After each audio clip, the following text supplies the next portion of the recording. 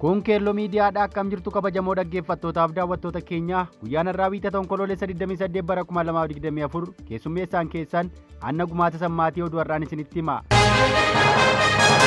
Ayyaanni Irreechaa biyya Misir akkasuma Oromiyaa kutaalee garaa garaatti kabajame oduun jedhu dursa isinii dhiyaata. Itti aansuun leenjisaa kubbaa miilaa garee biyyaalessa Itoophiyaa akka ture obbo Asrat Hayilee du'aan boqochuu, Fantaalleetti ammas kirkirri lafaa mudachuu, dhukkubni busaa Itoophiyaa keessatti dabalaa jiru dhukkubicha to'achuu irra sadarkaa gahame gara waggaa 10 duuba deebisaa jiraachuu, biyyi isaanii Somaalilaand biyya feete waliin walii galtee gaggeessuuf mirga qabaachuu hoogganaan paartii mormituu himuu walduraa duubaan isinii qoonna. Dhumarratti Yugaandaan hoogganaa riphee lolaa duraanii irratti murtii hidhaa waggaa 40 kennuu isin dhageessisa. Haga dhumaatti nu caqasaa jechaa kallattumaan gara sanatti waliin dabarra. Ayyaanni Irreechaa biyya Misir akkasuma Oromiyaa kutaalee garaa garaatti kabajame. Ayyaanni Irreecha birraa kutaa addunyaa maratti kabajamu itti fufuun tibbana Misirii fi biyya keessaa bakkeewwan hedduutti hawaasa Oromoon kabajamuusaa gabaafame. Akka kanaan ayyaanni Irreechaa malkaa mormor biyya Ijipti magaalaa Kaayirootti guyyaa kaleessaa kabajameera. Ayyaana Irreechaa kanarratti hawaasni Oromoo magaalaa Kaayiroo jiraatu hirmaachuun bifa bareedaan kabajachuu isaanii maddeen adda addaa himaniiru. Sirna kabaja ayyaanichaa irratti maanguddoonni, dargaggoonni, shamarranii fi hawwan Oromoo argamanii jiru. Akkuma kana biyya keessaa lixa Oromiyaa Dambidolloo malkaa Meexxiitti ayyaanni Irreechaa tibbana haala bareedaa ta'een kabajameera. Ayyaanni Irreecha birraa kan malkaa lixa Oromiyaa Dambidollootti kaleessa kabajamaa ooluusaa gabaafameera. Ayyaanni Irreechaa kun malkaa Meexxiitti gaggeeffamu marsaa miidiyaa hawaasaan qoodameera. Ayyaana Irreechaa kanarraas hawaasni Oromoo magaalaa Dambidolloo fi naannawaa isaa qooda irraa fudhachuu gabaafame. Maanguddoonnii fi dargaggoonni sirna kanarraa qooda fudhachuu eerameera. Akkasuma Karrayyuu Fantaalleettis ayyaana Irreechaa kaleessa kabajamaa ooluusaa gabaafamee jira. Oduu itti aanuun leenjisaan kubbaa miilaa garee biyyaalessa Itoophiyaa akka ture obbo Asrat Hayilee du'aan boqote. Garee biyyaalessa Itoophiyaa leenjisaa akka ture obbo Asrat Hayilee du'aan boqochuu isaa miidiyaaleen biyya keessaa gabaasaniiru. Namni kun dhukkubsatee yaalamaa erga tureen booda bayyanachuu dadhabee du'ee jedhan. Federeeshiniin kubbaa miilaa Itoophiyaa ibsa gaddaa baaseen ashaaraa guddaa lafa kaa'anii darban jechuun ibse. Federeeshiniin kubbaa miilaa Itoophiyaa ibsa baaseen leenjisaa Asrat Itoophiyaan waancaa Afrikaa akka argattu qooda baachuu isaanii caqase. Leenjisaa qofa osoo hin taane taphataa garee biyyaalessa Itoophiyaa ta'uun tajaajila akka ture gabaasichi ibseera. Akka ibsa baheetti obbo Asrat kilaboota Qiddus Goorgisii fi Mahaayibariif taphachuu dabalatee jaarraa walakkaa oliif ispoortii Itoophiyaa keessatti qooda fudhataniiru. Maatii isaaniif jajjabina haalaatuu jenna. Oduu keenya birootiin Fantaalleetti ammas kirkirri lafaa mudate. Karrayyuu Fantaalleetti lafti irra deddeebiin kirkiruun itti fufeera. Naannichatti sochiin lafaa yaaddoo olaanaa hawaasatti uumeera akka jedhu gabaasni argan kirkirri lafaa bakkichatti irra deddeebiin uumamaa jiraachuuf barame. Akka kanaan kirkirri lafaa reekkeelii 4.7 ta'e Awwaash Fantaallee ganda Saaburee jedhamutti mudachuu dhaga'ame.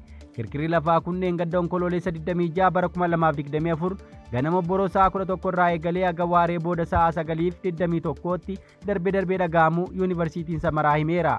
Kanaan duras yeroo lamaa oliif naannichatti lafti kirkiruun hanga magaalaa Finfinneetti sochiin dhaga'amuusaa gabaasuun keenya ni yaadatama. Oduu keenya birootiin dhukkubni busaa Itoophiyaa keessatti dabalaa jiru adeemsa to'annaa waggoottan duraa biyyattii keessa ture duuba deebisaa jira jedhame. Tatamsa'inni dhukkuba busaa Itoophiyaa keessaa yaaddessaa ta'uu gabaasaaleen karaa adda addaa bahaa jiran hubachiisaniiru. Addattaa immoo naannoo Oromiyaa keessatti haala adda ta'een faca'aa jiraachuun to'annaa kanaan dura biyyattii keessa ture duuba deebisaa jira jechuun sodaatame. Dhukkubni busaa kanaan dura biyyattii keessatti sadarkaa to'atamuu irra gahee ka ture yoo ta'u amma haalli inni itti faca'aa jiru sadarkaa to'annaa isaaf qormaata ta'u irratti argama. Sababoonni babal'achuu dhukkuba busaa eeramaa jiran waraana biyyattii keessatti walitti fufiinsaan gaggeeffamaa jiru, jijjiirama qilleensaa, danqaa raabsa qorichaa fi farra ilbiisotaa biifuun laaffachuu akka ta'e gabaasni argame ifoomseera.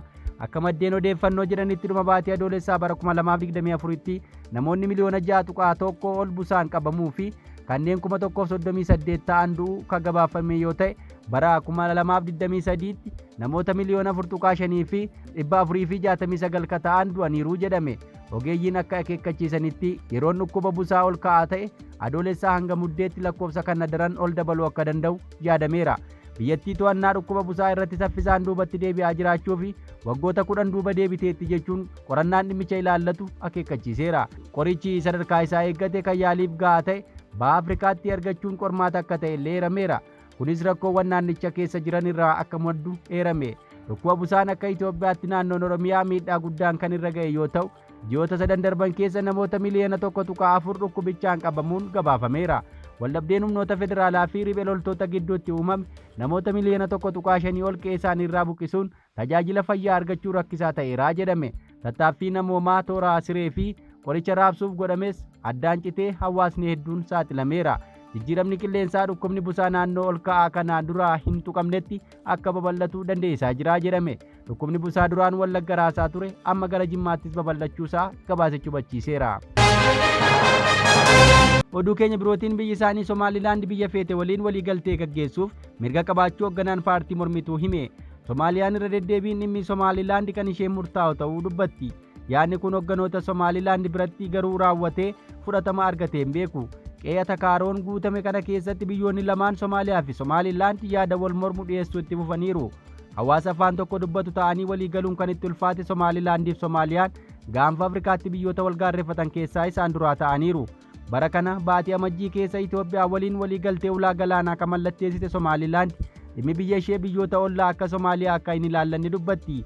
Somaaliyaan ammoo Somaalilaand bulchiinsa ishee jala akka jirtutti fudhachuun akka waan walabummaan ishee Itoophiyaan sarbameetti hanga dhaabbata mootummoota gamtoomaniitti mata dhiyeessiteetti. Yaada kana kan mormu Somaalilaand biyya kamiinuu waliin waliigaltee taasisuuf mirga qabdii jedhani Mohammad Abdullaahi Umar, hoogganaan paartii mormituu. Filannoo pirezidaantummaa Somaalilaand sadaasa dhufu gaggeeffamuun dura hooggantoonni paartii biyyaalessa Somaalilaand yookaan waddanni paartii mormituu teessoo paarlaamaa harka caaluu qabu dhibbana Finfinnee daawwatanii jiru. Hoogganaa paartichaa fi ministeera dhimma alaa Somaalilaand duraanii Mohammad Abdullaahi Umar dhimma turtii isaanii fi waliigaltee ulaa galaanaa Somaalilaandiif Itoophiyaa gidduu mallatteeffame ilaalchisee Addis Istaandard waliin turtii taasisan yaada kana kennuu maddii oduu kana caqaseera. Paartiin isaanii filannoo sadaasa dhufuu yoo injifate hariiroo Itoophiyaa waliin qabu cimsuuf kutannoo akka qabu mootummaa Itoophiyaa mirkaneessuuf Finfinneetti argamuu kan eeran hoogganichi tumsa Itoophiyaa waliin jiru gama daldalaa, nageenyaa fi annisaan babal'isuuf akka barbaadan ibsaniiru.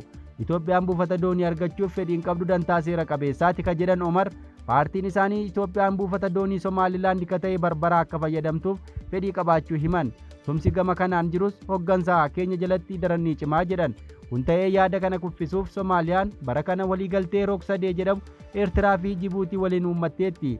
Magaalaa Eertiraa Asmaraatti mataan biyyoota sadanii wal arguun tumsa waraanaa dabalatee dhimmoota gaanfa Afrikaa irratti torbanoota darban mari'achuun gabaafamaa ture. Suuraaleen masaanota isaanii shororkeessa jedhamee yaadames hoogganoonni Somaaliyaa, Eertiraa fi Misir harka wal qabatanii osoo waadaa seenanii ka fakkaatu miidiyaaleef qoodamaa tureera. Oduu keenya dhumaatiin Yugaandaan hoogganaa riphee lolaa duraanii irratti murtiidhaa waggaa 40 kennite. Riphee loltoota Yugaandaa Lord Resistance Army jedhamu keessatti ajajaa sadarkaa giddugaleessaa akka ta'an Toomaas Keeyoloo jimaata dheengaddaa Yugaandaa keessatti yakka waraanaa, ajjeechaa, gudeeddii, garbummaan nama qabachuu, dararuu fi butuu dabalatee hidhaa waggaa 40 irratti murtaa'uusaa VOA'n gabaase. Keeyoloo baatii Hagayyaa dabre keessa yakka waraanaa 10 oliin kan itti murtaa'e yoo ta'u, qondaalli sadarkaa olaanaa akka isaa qaama haqaa Yugaandaa murtii argachuun isaa ka jalqabaati.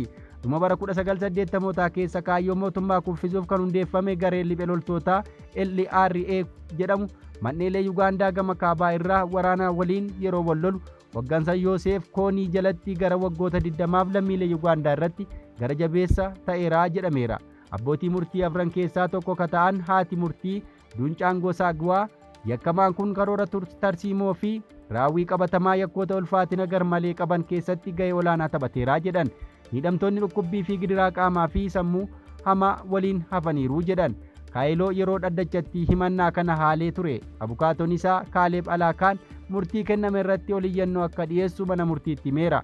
Naannoo bara 2005tti dhiibbaa waraanaatiin LRA gara bosona Sudaan Kibbaa, Riippaabilika Dimokiraatawaa Koongoo fi Riippaabilika Afrikaa Waltaatti baqatee achittis namoota nagaa irratti jeequmsa kakaaseera jedhamuun himatama. Egaa dhaggeeffattoota keenya odeeffannoon irraaf qabanne kana fakkaata. Ka guyyaa boriin haga walitti deebinutti nagaan nuuf tura.